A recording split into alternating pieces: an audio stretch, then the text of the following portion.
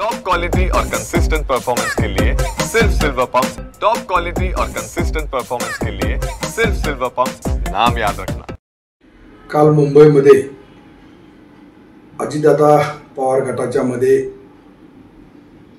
काल राष्ट्रवादी काँग्रेसचे सांगली जिल्ह्यातील 4 माजी आमदार यांनी प्रवेश केला। ते पूर्वाश्रमीचे आमच्या राष्ट्रवादी काँग्रेस पक्षाचे नेते मंडळी होते। त्यांनी परत पक्ष बदलला, ते भाजपामध्ये गेले आणि भाजपामध्ये सुद्धा त्यांचं मन रमणीय झाल्यानंतर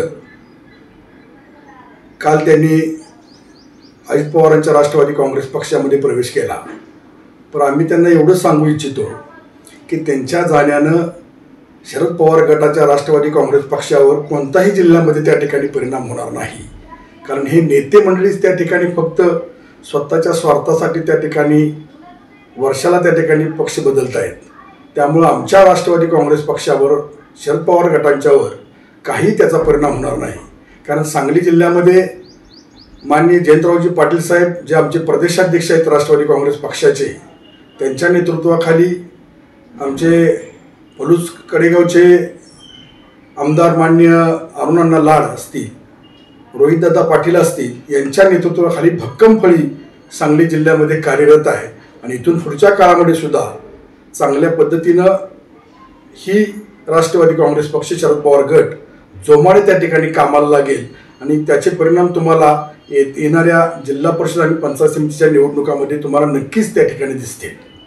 नाही, आता कसं आहे की लोकसभा आणि विधानसभेच्या निवडणुका होऊन गेलेल्या आहेत। आता आमचं टार्गेट आहे ते स्थानिक स्वराज्य संस्था।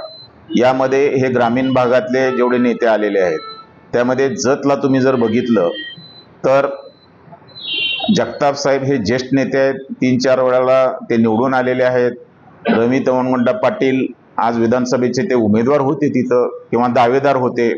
आमचे सुनील पवार आहेत, असंख्य कार्यकर्ते जतमध्ये आहेत। आज जतमध्ये आम्ही कुठल्याही पक्षाच्या बरोबरीनं आता आम्ही तिथं या लोकांच्यामुळे आलेलो आहे। जतला चांगली कामगिरी होईल। कवठेमंकाळमध्ये माजी मंत्री अजितराव घोरपडे आहेत, त्यांच्याबरोबर असंख्य कार्यकर्ते आलेले आहेत। त्यामुळं आम्ही कवठेमंकाळमध्ये आम्ही सक्षम होऊ। इकडे शिराळ्यामध्ये आमचे माजी मंत्री शिवाजीराव नाईक साहेब आलेले आहेत। नाईक साहेब सुद्धा माजी मंत्री आहेत आणि त्यांच्याबरोबर आमचेही तिथं अनेक तरुण कार्यकर्ते आहेत। आमचा चंद्रकांत पाटील तिथं जिल्ह्याचा ग्रामीणचा युवक अध्यक्ष आहे। हे सगळी कंपनी मिळून शिराळा आम्ही चांगलं करू। आज वाळव्यामध्ये तुम्ही बघताय की निशिकांत दादांनी निसटता पराभव झालेला आहे। तिथं आमचे तालुका अध्यक्ष केदारदादा पाटील आहेत, हे त्यांच्या जोडीला। त्याच्यामुळं आम्ही वाळव्यामध्ये चांगली कामगिरी करू। थोडंसं काही 2-3 ठिकाणी आता आटपाडीमध्ये राजेंद्रांना आलेले आहेत। राजेंद्रांनाची अनेक वर्षाची त्यांच्या वडिलापासून तिथं ताकद आहे, त्याचाही आम्हाला खानापूर आटपाडीमध्ये निश्चित फायदा होईल। 1-2 तालुक्यामध्ये थोडासा आमचा प्रयत्न आहे। निश्चितपणे तिथले सुद्धा नेते आमच्याकडे काही येणार आहेत, आत्ताच मला सांगता येणार नाही, पण सगळ्या तालुक्यामध्ये आमची आता ताकद वाढत आहे आणि ही सुरुवात आहे, ही पहिले प्रवेश आहे।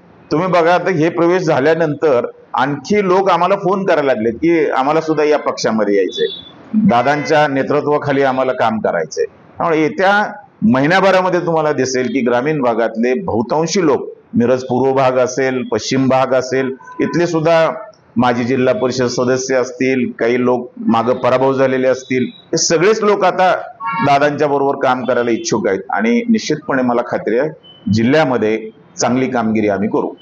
ज्या पद्धतीने या जिल्ह्यावर राष्ट्रवादीचं वर्चस्व होतं, वर्चस्व निर्माण होईल, निश्चितपणे होईल, निश्चितपणे होईल, त्यात काही शंका नाही मला त्याच्यामध्ये। इव्हन आम्ही शहरामध्ये सुद्धा आता माजी नगरसेवक असतील, काही इतर पक्षाचे नेते असतील, ते सुद्धा पक्षामध्ये येणार आहेत। आम्ही जरा टप्प्याटप्प्याने करायला लागलो, एकदम एकाच वेळेला नको, जरा 8-15 दिवसाला एक आम्ही निश्चितपणे दणका देऊ, यात काही शंका नाही आहे आणि पक्ष 1 नंबरला जाईल अशी मला खात्री आहे।